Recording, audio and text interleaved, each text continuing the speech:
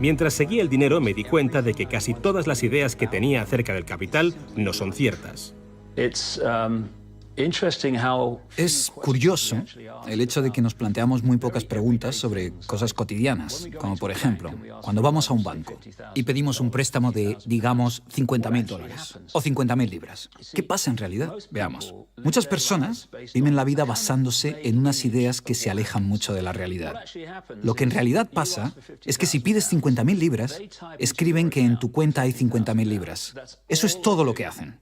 No acuñan monedas ni imprimen billetes. No recurren a ningún metal precioso. Simplemente escriben en una pantalla de ordenador que tu cuenta tiene 50.000 libras. Desde ese momento, empiezas a pagar intereses sobre una cantidad de dinero que nunca ha existido, que no existe y que no existirá.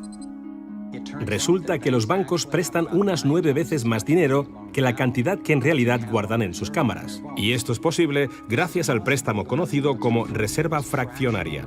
Funciona de la siguiente manera. A la Reserva Federal, o al Banco Central de cualquier país, se le permite determinar la cantidad de dinero que un banco debe tener en sus reservas. En los Estados Unidos, ahora mismo es más o menos un 10%.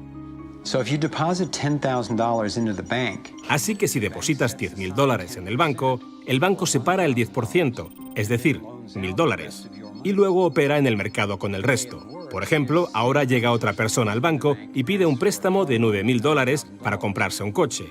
En ese momento, el banco presta $9.000 del depósito que tú habías creado. Los $9.000 desaparecen.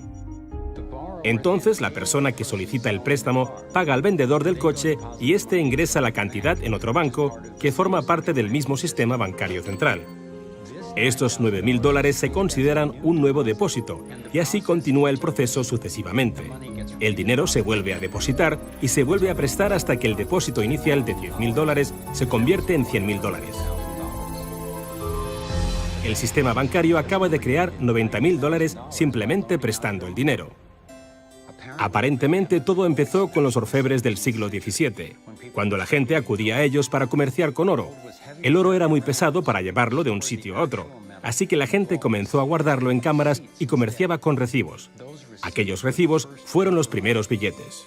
Como solo unos pocos retiraban su oro en momentos determinados, los dueños de las cámaras, básicamente los nuevos banqueros, empezaron a crear recibos de oro que en realidad no tenían.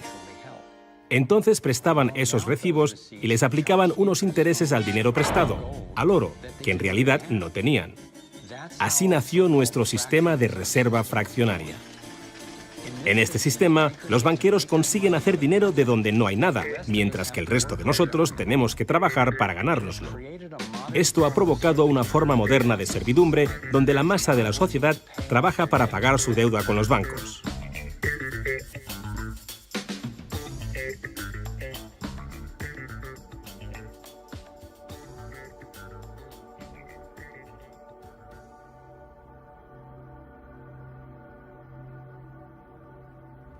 Bajo este esquema de reserva fraccionaria, inevitablemente nos hemos convertido en esclavos de la deuda de una élite financiera que nos gobierna.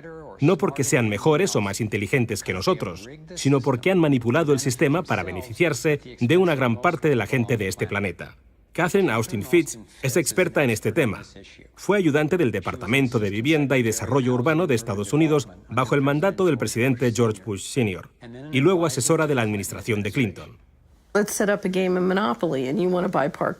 Imaginemos el juego del Monopoly. Ahora quieres comprar el Paseo del Prado. Lo que puedo hacer continuamente es imprimir dinero, darme más y más dinero, disminuir el valor de tu moneda al imprimir cada vez más. Da igual lo duro que estés trabajando o el éxito que tengas. Al final, siempre te puedo comprar y no me cuesta nada. Pero ¿cómo se explica que si vosotros o yo mismo fabricamos billetes, se nos acuse de falsificación? Pero si lo hacen los bancos, entonces sea un incremento de la masa monetaria. ¿Cómo han conseguido los bancos este poder? Esto es Jekyll Island, donde en 1910, representantes de los Rockefeller, los Rothschild, los Morgan y otros banqueros privados se reunieron en secreto para preparar la legislación que crearía la Reserva Federal. Ed Griffin se encargó literalmente de escribir un libro sobre lo que pasó en Jekyll Island. Los bancos centrales son como carteles bancarios, quienes se han asociado con los respectivos gobiernos de los países donde operan y se les ha otorgado un poder monopolístico sobre la creación del suministro monetario del país. Eso fue lo que los políticos les ofrecieron como regalo, se podría decir, a cambio de la asociación. Y a cambio, ¿qué ofrecen los banqueros a los políticos? Les prometen crear dinero de la nada, ahora que tienen esa potestad para hacerlo cada vez que el gobierno lo necesite. Y desde 2008 hemos presenciado la mayor impresión de dinero falso de la historia. La prestidigitación financiera disfraza los costes, esconde a quien debemos culpar y nos deja como esclavos de la deuda trabajando para pagar las facturas. Me ha chocado el hecho de que en el mismo año en que se creó la Reserva Federal, en 1913, se creara también el Servicio de Impuestos Internos, y desde entonces se estableció el impuesto sobre la renta. Así que todos nosotros tenemos que pagar la deuda de los políticos con intereses a los banqueros. El problema es que tenemos un sistema bancario privado y centralizado en los Estados Unidos, disfrazado de sistema público. Si buscas en la guía telefónica de aquí de Washington, en el área de DC, si buscas por la Reserva Federal, en las páginas azules gubernamentales, ahí no aparece nada, sino que aparecen las páginas blancas, justo al lado de Federal Express. Es un banco central y privado. ¿Cuál es la relación adecuada, cuál debería ser la relación adecuada entre el presidente de la Reserva Federal y el presidente de los Estados Unidos? Bueno, primero debemos dejar claro que la Reserva Federal es una agencia independiente. Y eso significa, básicamente, que no existe ninguna otra agencia del gobierno que pueda anular las acciones que emprendemos.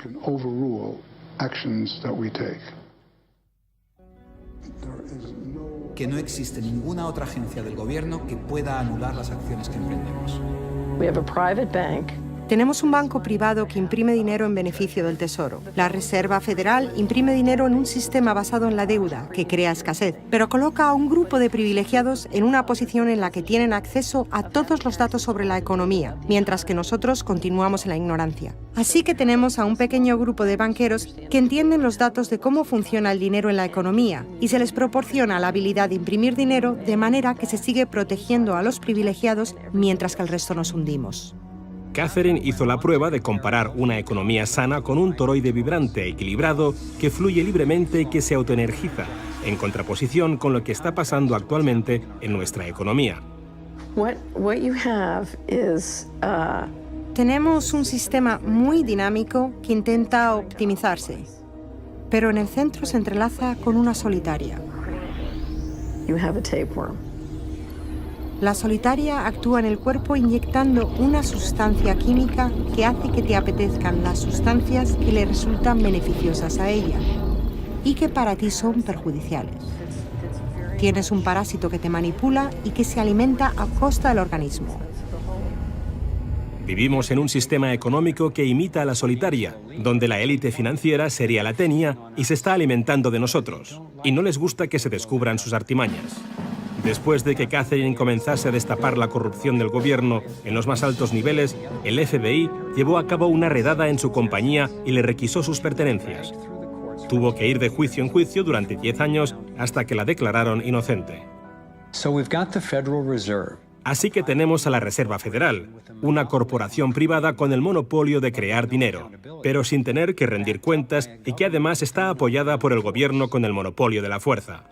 Han engañado al país haciéndole creer que la Reserva es una institución que ayuda a estabilizar la economía y que no depende de la política. Pero de hecho, en ya casi un siglo de existencia, la Reserva Federal ha hecho justo lo contrario. Desde que se puso en marcha, nos han robado a través de la inflación y el poder adquisitivo del dólar ha disminuido más de un 97%. Y la diferencia entre ricos y pobres deja claro que el dinero va a parar a manos de unos pocos. Solo 16 años después de que la Reserva Federal accediera al poder, los Estados Unidos sufrieron la Gran Depresión. En mi investigación he descubierto que antes de que se produjese el crack del 29, la élite de banqueros sacó su dinero del mercado. Después del crack, usaron ese dinero para comprar todas las acciones baratas y los bancos en quiebra más pequeños por poco dinero.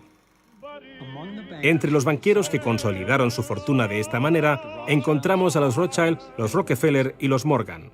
Un caso similar sucedió con el colapso financiero de 2008, en el que de nuevo se volvían a beneficiar los mismos banqueros. En los años previos al colapso, los mayores bancos, incluyendo Bank of America, Citigroup y Chase, todos ellos controlados por los Rothschild, los Rockefeller y los Morgan, se forraban y comerciaban con préstamos basura cuyo dinero sabían que no iban a poder recuperar. Es como colocar unas naranjas podridas en una caja y venderlas como si fuesen de la mejor calidad.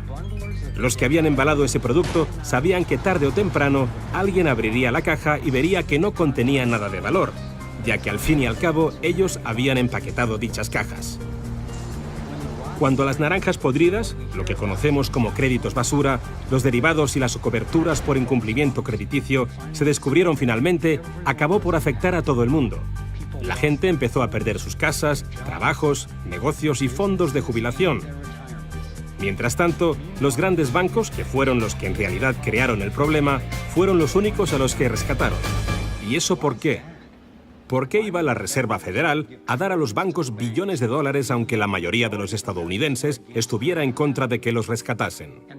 ¿Y por qué no ayudaron a los más necesitados en vez de ayudar a los que perpetraron el colapso financiero? Mi investigación me llevó a la conclusión de que las mismas personas que crearon la Reserva Federal, los Rothschild, los Rockefeller y los Morgan, todavía la controlaban y utilizaban esta estructura para salvarse a nuestra costa. Muchos de los bancos creados siguen siendo el lobby más poderoso del Capitolio de los Estados Unidos, y ellos sinceramente son los dueños del lugar. Estoy convencido de que el reciente colapso financiero de 2008 fue el resultado de un esquema de inflar y tirar orquestado, diseñado y ejecutado por los grandes banqueros para consolidar sus fortunas y su poder. David Icke nos explica cómo ve los denominados ciclos comerciales de la Reserva Federal. Fase 1 es como lanzar el sedal. Fase 1, colocas un montón de dinero, unidades de intercambio en circulación. Para ello, bajas los intereses y concedes muchos préstamos. Esta es la parte del ciclo que denominamos boom. Como hay muchas unidades de intercambio en circulación, hay un montón de dinero que cambia de manos, que genera una gran actividad económica. Eso genera empleo y como se gasta más y más dinero, aumenta la demanda. Así que las compañías solicitan más créditos de dinero recién salido del horno para aumentar su producción. La gente coge confianza a su rutina. Pues resulta que trabajo para tal compañía y tienen muchos pedidos. Funciona de maravilla, tengo trabajo asegurado. ¿Y sabes qué? Estoy pensando en comprar una casa más grande. Luego empiezan a cambiar. Lo que hacen es tirar del sedal. Suben los tipos de interés. Ahora, cada vez hay menos personas que consiguen los créditos porque las condiciones de concesión se han endurecido. Y también, al aumentar los tipos de interés, una gran parte del salario de las personas se destina a pagar esa subida de los intereses y no al consumo. De repente, ya no hay tanto dinero en circulación y, por tanto, se compran menos cosas. Los beneficios de las compañías empiezan a disminuir, empiezan a reducir los puestos de trabajo y algunas comienzan a cerrar. La gente pierde sus trabajos. Ya no pueden pagar las hipotecas de esas grandes casas que se habían comprado cuando todo iba bien. Ahora los bancos empiezan a recoger el sedal, porque mientras la gente se declara en bancarrota, tanto las compañías como las personas, los bancos se quedan con las fortunas que sí que son de verdad. Con las propiedades, las tierras, los recursos que habían puesto como aval para que simplemente les prestasen unas cifras que solo aparecían en la pantalla del ordenador. Y llevamos siglos con este ciclo económico de tirar el sedal y recoger, de inyectar una gran cantidad de dinero en circulación, de hacerlos picar. Y lo que se ha hecho en realidad es robar.